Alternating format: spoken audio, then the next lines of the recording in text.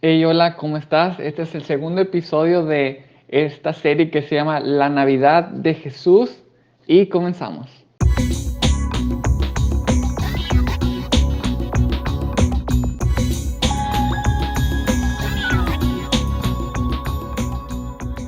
Hey, que Dios te bendiga. El día de hoy traemos el segundo episodio de la serie La Navidad con Jesús y el tema del día de hoy se llama La Navidad de los débiles. La Navidad de los débiles.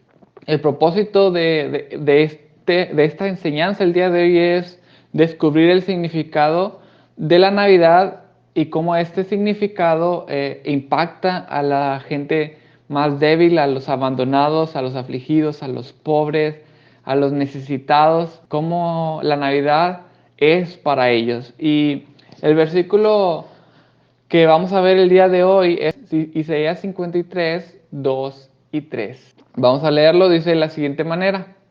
Subirá cual renuevo delante de él y como raíz de tierra seca. No hay parecer en él, ni hermosura.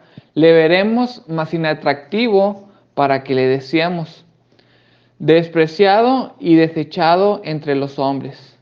Varón de dolores, experimentado en quebranto, y como que escondimos de él el rostro, como menospreciado y no lo estimamos. Ese es el versículo de el día de hoy.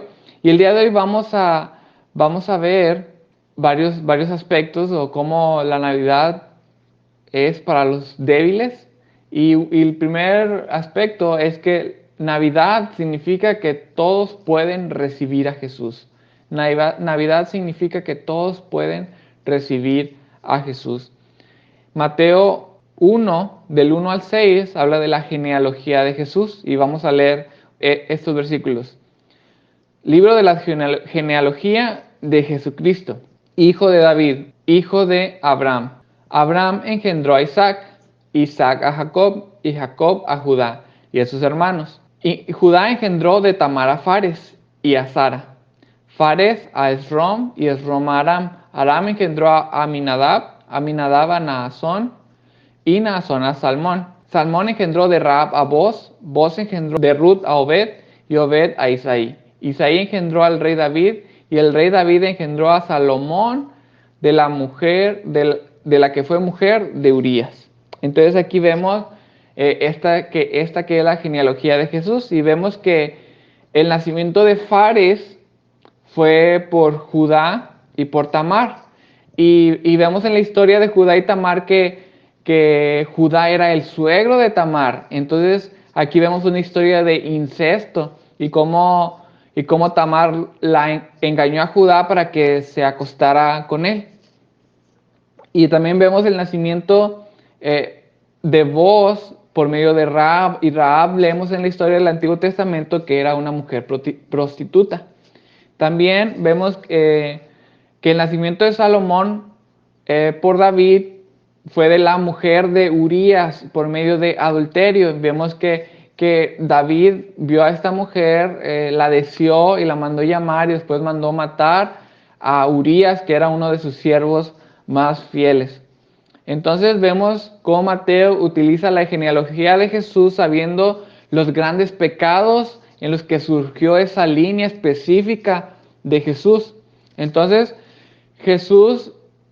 vemos que Jesús no vino en una línea de personas perfectas que no cometieran pecados. Incluso los pecados que cometieron eran pecados oscuros, pecados llenos de maldad en contra de la ley de Dios. Y aún así Dios los mantuvo como parte de la familia, de la genealogía de Jesús. Entonces, Navidad nos muestra que todos los pecadores, los marginados, no importa lo que hayamos hecho, absolutamente todos pueden entrar en la familia de Jesús. Todos pueden entrar en la familia de Jesús. En el Antiguo Testamento, todo lo que tocaban, muchas cosas que tocaban las personas los contaminaba, porque así miraban la santidad de Dios, así estaba bajo la ley. Y si alguien había muerto y lo tocaban, bueno, esa persona se contaminaba. Si había un animal muerto, esa persona se contaminaba. Si estaban en periodo de sangrado, estaban contaminados. Y todo te hacía impuro y todo te contaminaba. Pero ahora en el Nuevo Testamento, todo aquel que se acerca a Jesús se purifica. Su santidad es tan pura y es tan perfecta que contagia a todo aquel que se acerca a Él. Dice Juan 15:3, ya vosotros estáis limpios por la palabra que os he hablado.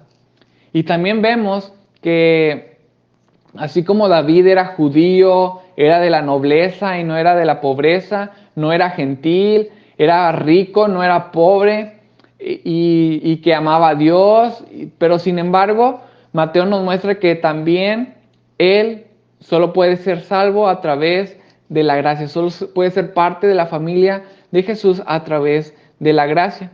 Tim Keller, un pastor en Estados Unidos, que escribió un libro que se llama La Navidad Oculta, dice lo siguiente: la gente buena no es la que está dentro y la mala afuera.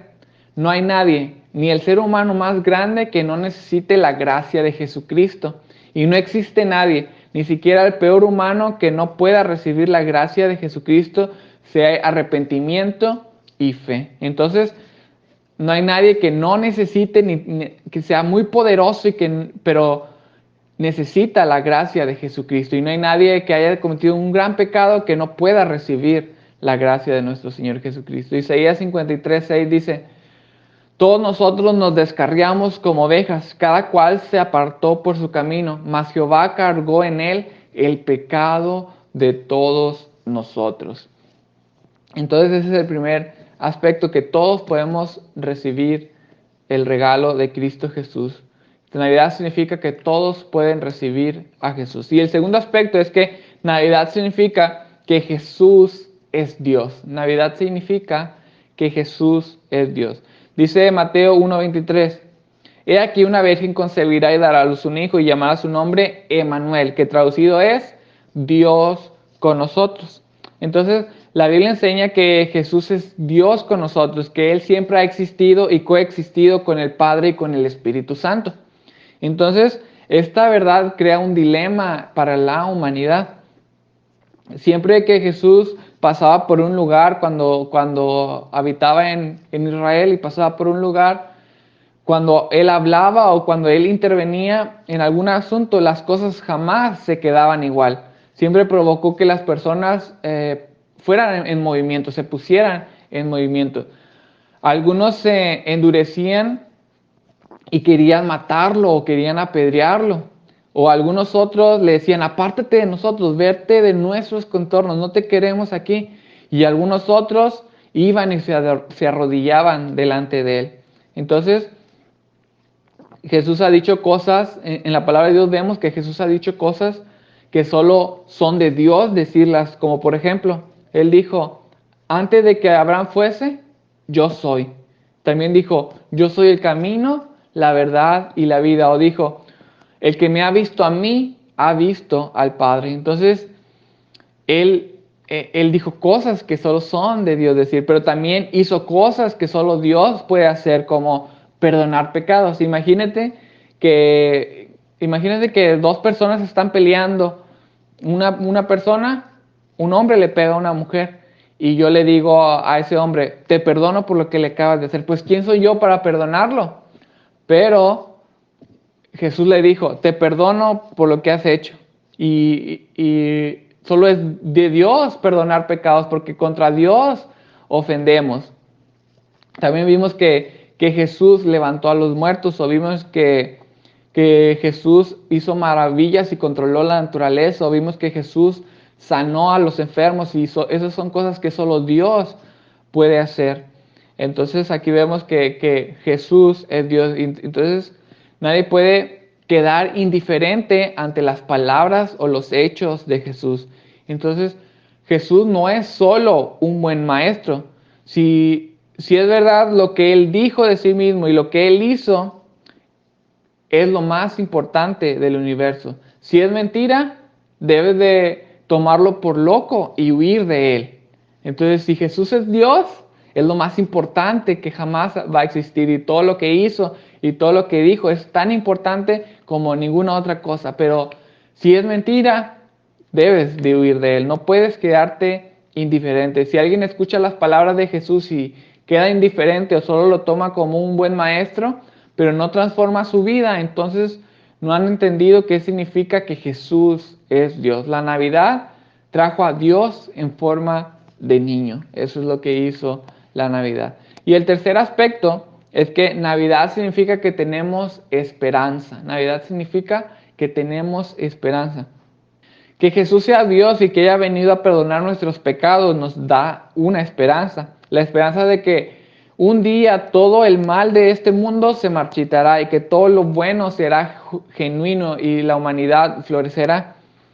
Dice Efesios 1:18, alumbrando los ojos de vuestro entendimiento para que sepáis cuál es la esperanza a que Él os ha llamado y cuál la riqueza de la gloria de su herencia en los santos. Entonces todos los que creemos en Cristo Jesús tenemos una esperanza, pero no solo es una esperanza para el conjunto de creyentes, sino es una esperanza personal. Si Dios solo fuera un Dios santo, no habría venido, solo nos exigiría vivir como Él quiere. Y si Dios solo fuera un Dios amoroso, habría pasado por alto todos los pecados y la maldad tan terrible de la humanidad. Ni siquiera lo hubiera visto. Pero el Dios de la Biblia es un Dios absolutamente santo y absolutamente amoroso.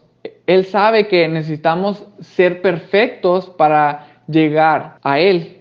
Él sabe que necesitamos la perfección para tener una relación con Él, pero también sabe que no podemos hacerlo por nosotros mismos. Así que Él vino a nosotros. Dios tuvo que venir para hacer lo que nosotros no podemos. Él no envió a otro. Él vino en persona a buscarnos. Entonces, la Navidad significa que Dios vino a buscarte y a salvarte y ahora tienes esperanza porque no vives con tus criterios, no vives con tus puntos, no vives con tus fuerzas, sino vives con las de Cristo Jesús. Vives con sus puntos, vives con sus créditos, vives con sus fuerzas, vives con su gracia. Entonces, para terminar, quiero que sepas que la Navidad significa que el Evangelio es para todos, que no hay nadie que no pueda adquirir el regalo de Cristo Jesús, nadie que no pueda recibirlo. También Navidad significa que Jesús es Dios y todo lo que Él dice es de gran importancia y que Dios mismo vino y nos dio esperanza. Entonces, como cristianos hay que ir y compartir esa esperanza. Debemos de ir y predicar el Evangelio. Sepamos lo que implica que Jesús es Dios y entreguémonos totalmente a Él porque Él vino a nosotros y quitó nuestros pecados y nos dio una esperanza. Bueno, esta ha sido la enseñanza del día de hoy. Espero que haya sido de edificación para tu corazón y seguimos la siguiente semana con otra enseñanza de esta serie que es la Navidad de Jesús. Que Dios te bendiga.